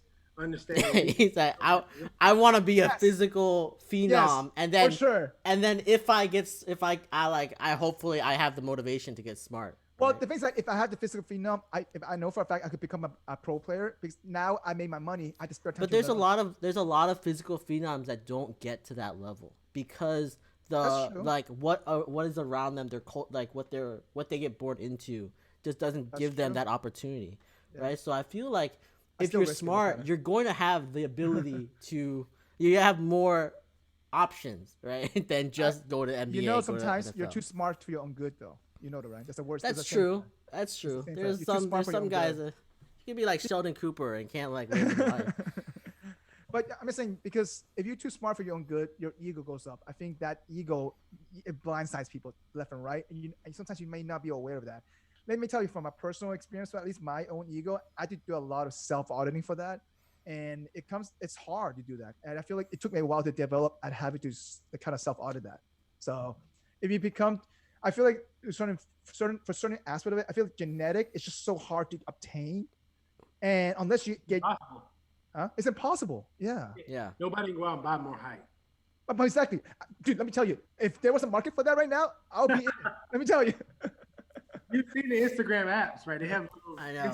But then we'd have like a society of like 7 feet tall guys and like 4 feet tall girls. Like it would be like that. If someone can tell me that, hey, listen, if you inject this or something like that, whatever, and you're, you know, I will consider it just because if I could dunk. What if it was experimental? No, I would not do experimental. Nothing experimental. I'm gonna make something that's gonna be like, oh, if you inject this, Mike Wong is gonna take all of it, and he's gonna be my main customer. Nah. But in all seriousness, though, so me and Sammy, right? No, hang on. Let me tell you an example. Me and Sammy bought these jump sole shoes, right? You know what I'm talking about, Jonathan? Those. You get them. Yeah, you told me to get them. So I got them. Sammy got them, right? When wait, is this the shoes that were on Seinfeld where he like, you know that guy on Seinfeld where they had the guy Jimmy who he was selling these shoes where he just like it was like training his calves or like his leg muscles so he could dunk. So it helps you train your calves and your quads if you work on it or walk in it. You do certain exercise. Did it? Yeah. So for me, okay, so it did improve my vertical a little bit, but it improved more than my explosiveness, actually, believe it or not. I feel like that improved my explosiveness more than my vertical. Right out the blocks. It's right out the blocks, correct. Doing drills with them, things like that. Sammy got injured, I think, like month 2 into it. So he stopped doing that. And so I kept doing it for like 6 months, okay?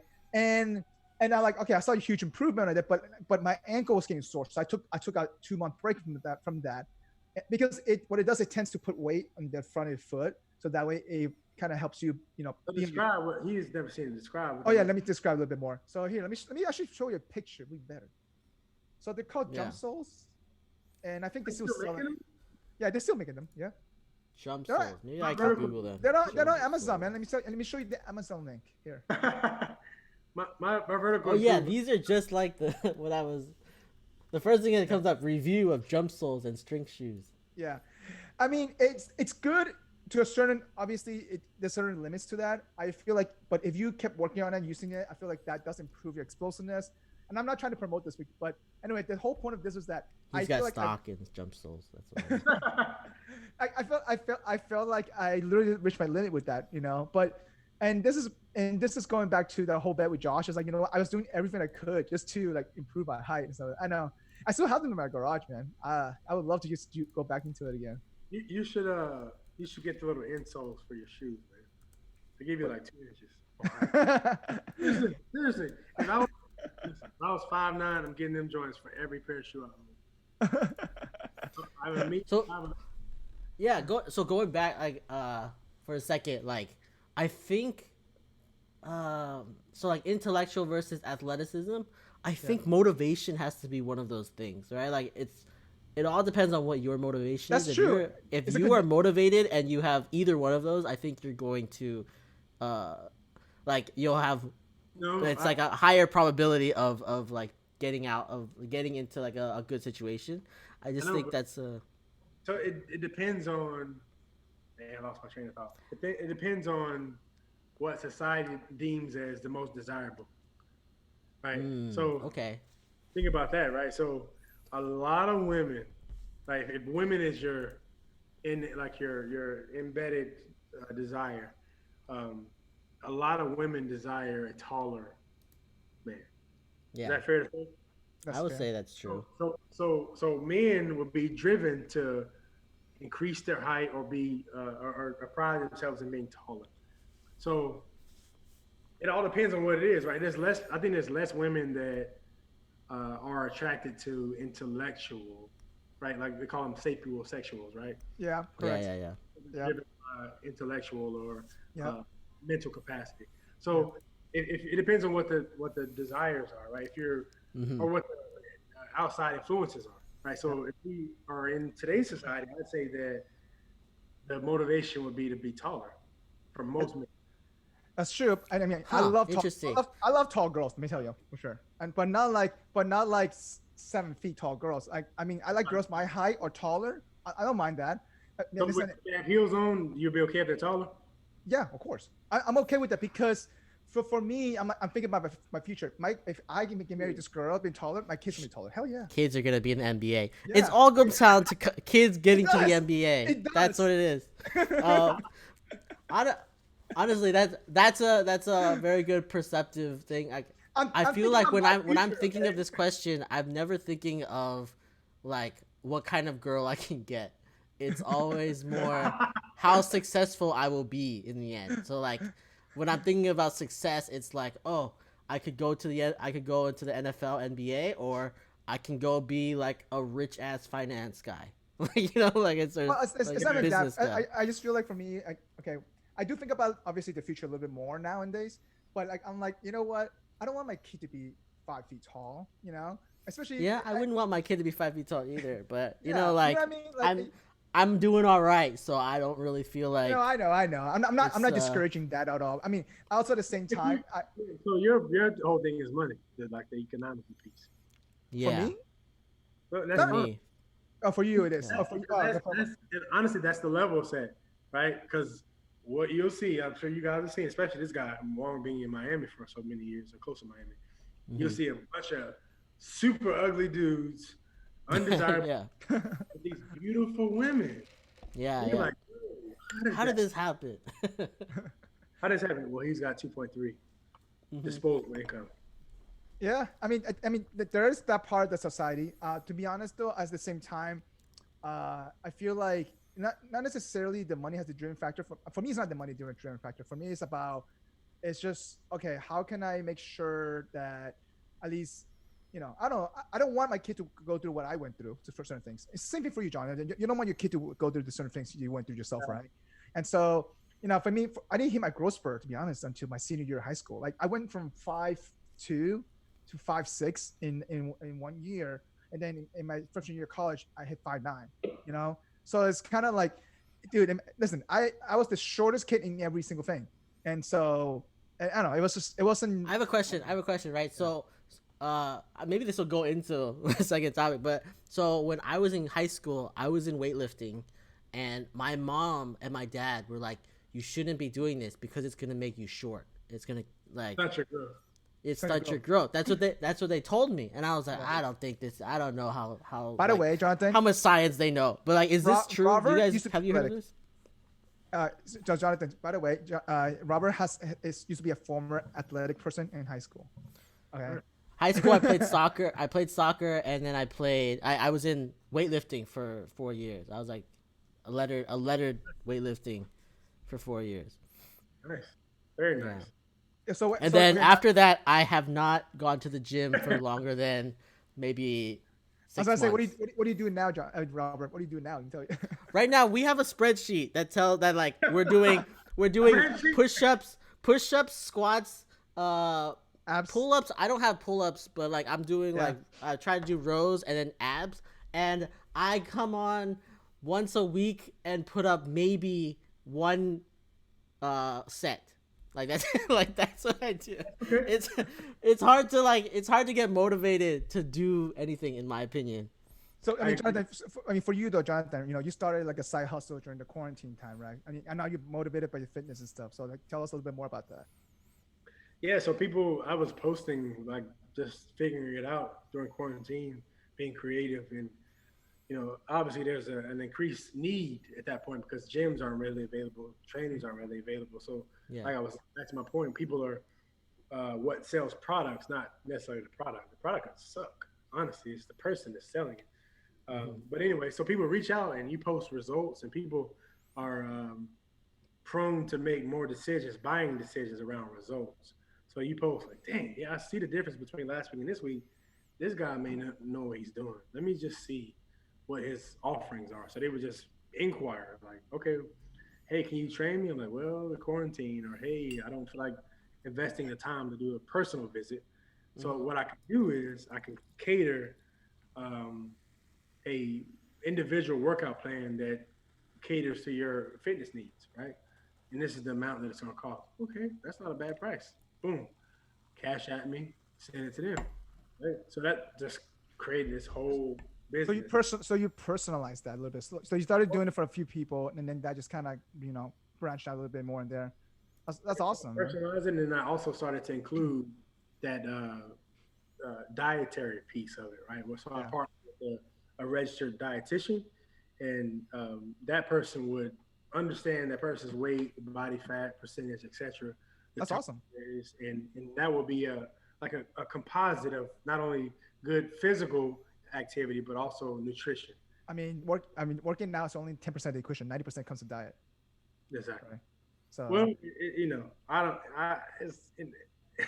it's habits, man. It's habits, though. Let me tell you. Is it really 90%? I don't know. I feel like I've had a lot of success when I'm just going when I first moved to San Francisco, I went to the gym every day for 6 months, and I looked better. Like I didn't change anything about. Yeah, you did. You stopped eating Chipotle. You stopped eating Chipotle. You stopped eating Chipotle. No, that's not what. That's not what it really. I ate really well. Like I'm just whenever I want to eat. I've never had like a diet where I'm like I'm not gonna eat this or not gonna eat that. I just eat whatever I want to eat. But then when I went to the gym for 6 months, like I looked better. Like it's just what it was. When I'm saying by diet, I meant like eating more balanced and eating cleaner. I'm not saying I didn't do that. I just ate what I want to eat. I could eat McDonald's. I eat pizza like a lot.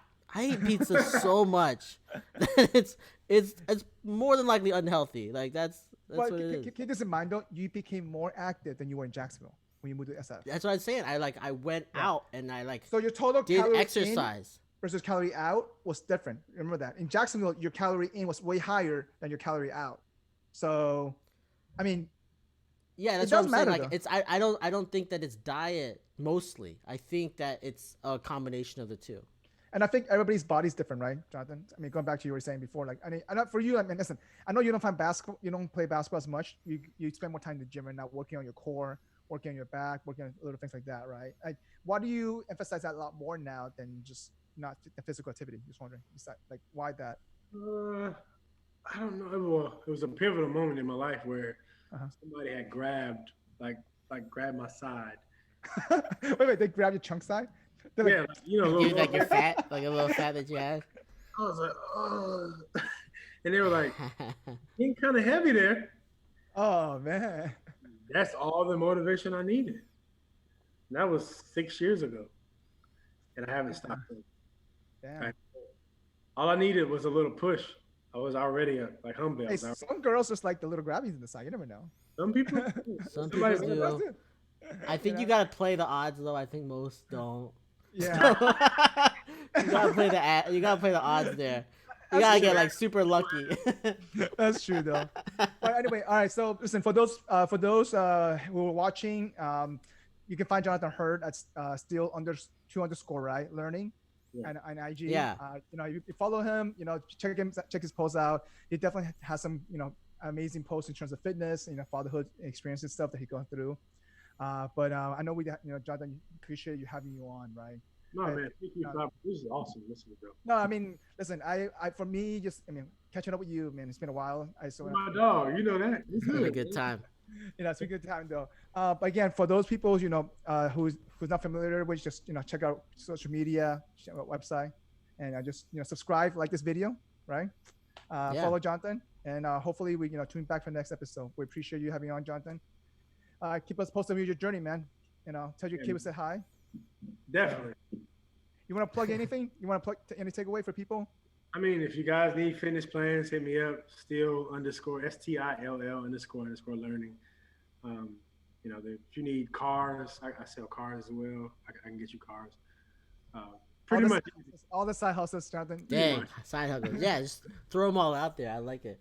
Yeah, just whatever you need, I'm gonna figure it out and get it to you. Yeah.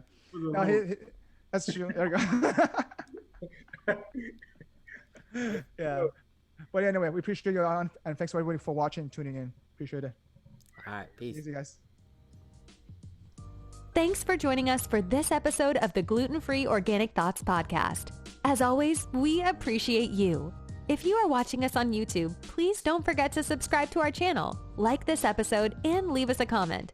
If you are listening to us, please leave us your honest review on your preferred podcast listening platform.